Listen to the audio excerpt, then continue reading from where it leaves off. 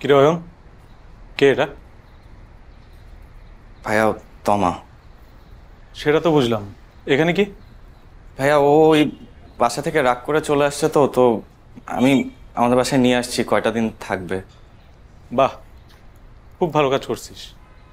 তোর আগে এটা ভাবা উচিত ছিল এই বাসায় তোর নিজের থাকার জায়গা আছে কিনা।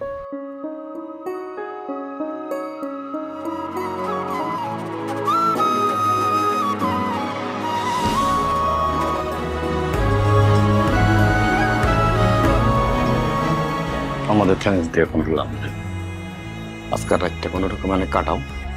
আমি চাই ফজরের নামাজের পর পর আজান দিব, তুমি তো যাইবা গা বন্ধু।